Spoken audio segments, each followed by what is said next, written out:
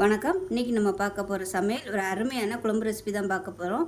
முள்ளங்கி போட்டு ஒரு உருண்டை குழம்பு எப்படி செய்யலாங்கிறத பார்க்கலாம். நல்ல டேஸ்ட்டாக இருக்கும். இட்லி, தோசை, சப்பாத்தி, சாதம் எல்லாத்துக்குமே தொட்டு சாப்பிட்றதுக்கு சூப்பராக இருக்கும். வாங்க அதை எப்படி செய்யலாங்கிறத பார்க்கலாம்.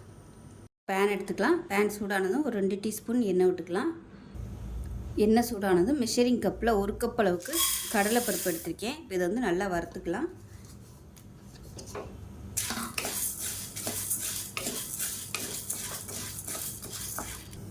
இப்போ இதில் ஒரு 8 வரமிளகாயும் சேர்த்துக்கலாம். இப்போ பாருங்கள், கடலைப்பருப்பு நல்லா சிவந்து வந்துருச்சு. இதை வேறு பிளேட்டுக்கு மாற்றிட்டு ஆற விட்டுக்கலாம். நல்லா ஆறுனதுக்கப்புறமா மிக்ஸி ஜாரில் சேர்த்துக்கலாம். இப்போ பாருங்கள், வறுத்தது நல்லா ஆறிடுச்சு. இப்போ ஒரு மிக்ஸி ஜாரில் சேர்த்துருக்கேன். 1 டீஸ்பூன் போல் சோம்பு சேர்த்துக்கோங்க.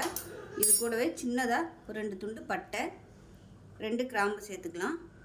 இப்போ இதை வந்து நல்லா பொடிச்சிட்டு வந்துட்டு பார்க்கலாம். இப்போ பாருங்கள், நல்லா நைஸாக பொடிச்சிட்டு வந்தாச்சு. இந்த அளவுக்கு நல்லா நைஸாக இருக்கட்டும். இது ஒரு பவுலில் சேர்த்துக்கலாம். இப்போ பார்த்தீங்கன்னா முள்ளங்கி எடுத்திருக்கேன். நல்லா இந்த சைஸுக்கு 2 முள்ளங்கி எடுத்திருக்கேன். இப்போ இதை வந்து தோல்லாம் எடுத்துகிட்டு கழுவி வச்சுருக்கேன். இதை வந்து துருவி எடுத்துக்கலாம். இப்போ பாருங்கள், முள்ளங்கி வந்து 2மே துருவிட்டேன். இப்போ இதை வந்து நல்லா புழிஞ்சிக்கலாம். புழிஞ்சோம்னா அதுலேருந்து ஜூஸ் எல்லாம் வரும். நல்லா புழிஞ்சிட்டு தனியாக எடுத்து வச்சுக்கலாம். லைட்டாக ப்ரெஸ் பண்ணிங்கனாலே உங்களுக்கு அந்த ஜூஸ் அப்படியே வந்துடும். இப்போ நம்ம புழிஞ்சு வச்ச முள்ளங்கி மெஷரிங் கப்பில் 1 கப் அளவுக்கு இருக்குது. நல்லா அழுத்தி எடுத்திங்கன்னா 1 கப் அளவுக்கு வருது.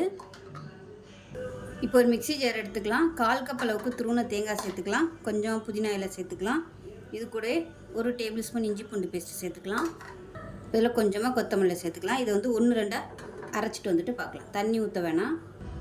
இப்போ பாருங்கள், இப்போ நம்ம அரைச்சி வச்சுருந்த பவுடர் எல்லாத்தையுமே இதோட சேர்த்துக்கலாம்.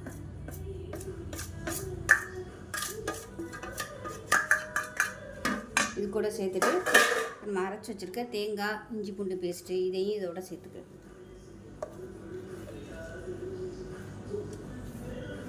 இப்போ இது எல்லாத்தையும் நல்லா பிசைஞ்சுக்கலாம். தேவைப்பட்டால் கொஞ்சமாக தண்ணி சேர்த்துக்குங்க தெளிச்சுட்டு. இப்போ இதில் உப்பு சேர்த்துக்கலாம். 1 டீஸ்பூன் போல் உப்பு சேர்த்துட்டு கொஞ்சமாக தண்ணி விட்டுக்கலாம். ரொம்ப ஊற்றிட வேணால், கொஞ்சம் கொஞ்சமாக ஊற்றி பிசைஞ்சுக்கோங்க.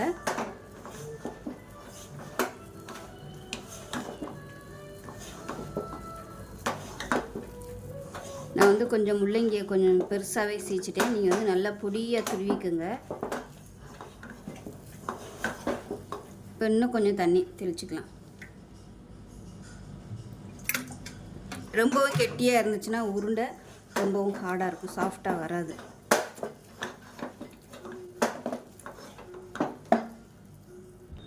இப்போ பாருங்கள், இந்த அளவுக்கு பிசைஞ்சுக்கோங்க. பார்க்கையிலே உங்களுக்கு தெரியும், நல்லா சாஃப்டாகவும் இருக்குது. அதே சமயம் ரொம்பவும் கெட்டியாக இல்லை, ரொம்பவும் தண்ணியாக இல்லை, இந்த மாதிரி இருக்கும். இப்போ இதை வந்து சின்ன சின்னதாக உருட்டி எடுத்துக்கலாம். இது வந்து டேஸ்ட் பண்ணி பார்த்துக்கோங்க, உப்பெல்லாம் கரெக்டாக இருக்கான்னு டேஸ்ட் பண்ணி பார்த்துக்கிட்டு உருட்டி எடுத்துக்கோங்க. தனித்தனியாக இந்த சைஸுக்கு உருட்டி எடுத்துக்கலாம். இப்போ பாருங்கள், எல்லாமே உருட்டி எடுத்துகிட்டே இது தனியாக இருக்கட்டும். இப்போ நம்ம குழம்பு தாளித்து விட்டுக்கலாம். இப்போ ஒரு கடாயை எடுத்துக்கலாம். தேவையான அளவுக்கு எண்ணெய் விட்டுக்கலாம். நான் வந்து கடலெண்ணெய் தான் யூஸ் பண்ணுறேன். கடலெண்ணெய் யூஸ் பண்ணிங்கன்னா டேஸ்ட்டு சூப்பராக இருக்கும்.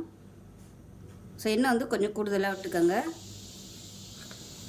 இது எப்படியும் ஒரு 3லேருந்து ஒரு 4 டேபிள் ஸ்பூன் அளவுக்கு இருக்கும். எண்ணெய் நல்லா சூடாகிடுச்சு. ஒரு பிரியாணி எல்லாம் சேர்த்துக்கலாம். ஒரு சின்ன துண்டு பட்டை, கல்பாசி, கிராம்பு எல்லாம் சேர்த்துக்கலாம். அது கூடவே 1 டீஸ்பூன் கூட சோம்பு சேர்த்துக்கலாம். இப்போ இதில் கருவேப்பிலை சேர்த்துக்கலாம். இப்போ இதில் பொடியாக கட் பண்ண வெங்காயம் சேர்த்துக்கலாம்.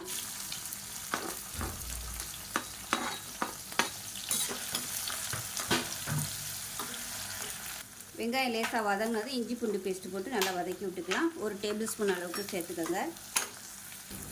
இஞ்சி பூண்டு பேஸ்ட் நல்லா வதங்கிடுச்சு. இப்போ இதில் வந்து குழம்புத்தூள் சேர்த்துக்கலாம். வீட்டில் அரைச்சி வச்சுக்க குழம்புத்தூள் எதுனாலும் சேர்த்துக்கோங்க. நான் வந்து ஒரு 2 டேபிள் ஸ்பூன் அளவுக்கு சேர்க்குறேன். இது கூடவே தனியாத்தூள் சேர்த்துக்கலாம்.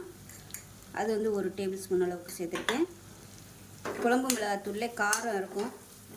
காரத்தை பொறுத்து நீங்கள் சேர்த்துக்கோங்க. இது காரம் அதிகமாக இருக்கும், அதனால் நான் மிளகாத்தூள் தனியாக சேர்க்கலை. இப்போ நல்லா எண்ணெயில் வதக்கியாச்சு. இப்போ 3 தக்காளி வந்து மிக்சியில் அடித்து வச்சுருக்கேன். அதை சேர்த்துக்கலாம். புளியெல்லாம் நம்ம ஊற்ற போகிறதில்ல, அதனால் புளிப்பு சுவைக்கு இந்த தக்காளி மட்டும்தான். நாட்டு தக்காளியாக இருந்தால் 2 போதும். இல்லைன்னா 3 எடுத்துக்கோங்க சாதா தக்காளினா. இப்போ நல்லா வதங்கி எண்ணெய் பிரிஞ்சு வரட்டும். இப்போ தக்காளி போட்டு நல்லா வதங்கிட்டு இருக்குது. இதில் பார்த்தீங்கன்னா நல்லா ஒரு 3 டேபிள் ஸ்பூன் துருவின தேங்காய், ஒரு 4 முந்திரி பருப்பு, 1/4 டீஸ்பூன் கசகசா, 1/4 டீஸ்பூன் போல் சோம்பு, இது எல்லாத்தையுமே மிக்சியில் போட்டு நல்லா நைஸாக அரைச்சிக்கலாம். இப்போ நல்லா வதங்கிடுச்சு. இப்போ இதில் வந்து நல்லா ஒரு 250 ml அளவுக்கு தண்ணி சேர்த்துக்கலாம். தண்ணி சேர்த்துட்டு நல்லா கொதி வரட்டும். இப்போ பாருங்கள் குழம்பு நல்லா கொதிக்க ஆரம்பிச்சிருச்சு. இந்த ஸ்டேஜில் நம்ம அரைச்சி வச்சுருக்க இந்த தேங்காய் பேஸ்ட்டையும் சேர்த்துக்கலாம்.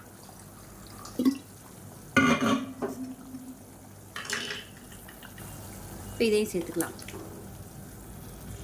இப்போ மிக்சியை அலசிட்டு தண்ணி சேர்த்துக்கலாம். தண்ணி நல்லா தாராளமாகவே ஊற்றிக்கலாம். நல்லா கெட்டியாகவே தான் வரும் குழம்பு.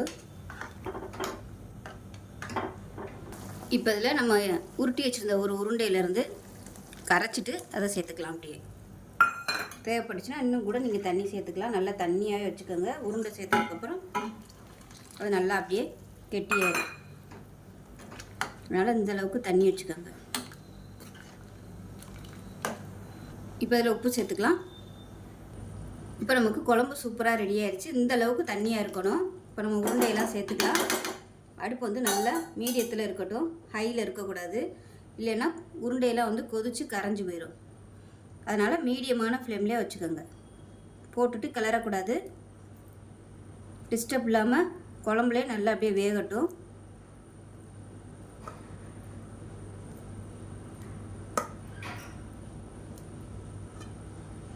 இப்போ மீடியமான ஃப்ளேமில் நல்லா வெந்து வரட்டும். இப்போ பாருங்கள் உருண்டைகள் எல்லாமே மீடியமான ஃப்ளேமில் நல்லா கொதிக்க விட்டாச்சு. ஸோ நான் வந்து நல்லா விட்டுட்டேன். இப்போ தான் வந்து கரண்டியை வச்சு கிளறுறேன். கிளறும்போது கவனமாக கிளறணும். போட்ட உடனே கிளறுனிங்கன்னா உங்களுக்கு உருண்டை வந்து கரைஞ்சி போயிடும். இப்போ பாருங்கள் நம்ம போட்ட உருண்டைகள் எல்லாமே அப்படியே நல்லா சூப்பராக வெந்துருச்சு பாருங்கள். ஸோ இந்த மாதிரி இருக்கும். இப்போவே பாருங்கள் கெட்டி ஆயிடுச்சு பாருங்கள். இவ்வளோ தண்ணியாக வச்சுருந்தோம் கெட்டி ஆயிடுச்சு. ஒருவேளை ரொம்ப கெட்டி ஆயிடுச்சுன்னா ஒன்றுமே பிரச்சனை இல்லை. சுடு தண்ணி வந்து நல்லா கொதிக்கிற தண்ணியை வந்து ஊற்றி மிக்ஸ் பண்ணிக்கோங்க. இது வந்து இன்னும் நேரம் ஆக ஆக இன்னுமே கெட்டியாக வந்துடும். அவ்வளோதான். இப்போ அருமையான உருண்டை குழம்பு ரெடி ஆயிடுச்சு. ஸோ இட்லி, தோசை, சப்பாத்தி எல்லாத்துக்குமே தொட்டுக்கலாம். சாதத்துக்கு ஊற்றி சாப்பிட்றதுக்கு சூப்பராக இருக்கும். செஞ்சு பாருங்கள். செஞ்சு பார்த்துட்டு எப்படி வந்துச்சுங்கிறத சொல்லுங்கள். வீடியோ பிடிச்சிச்சின்னா லைக் பண்ணுங்கள், கமெண்ட் பண்ணுங்கள், சேனலை சப்ஸ்கிரைப் பண்ணுங்கள், பக்கத்தில் பெல் பட்டனையும் ப்ரெஸ் பண்ணுங்கள். நன்றி.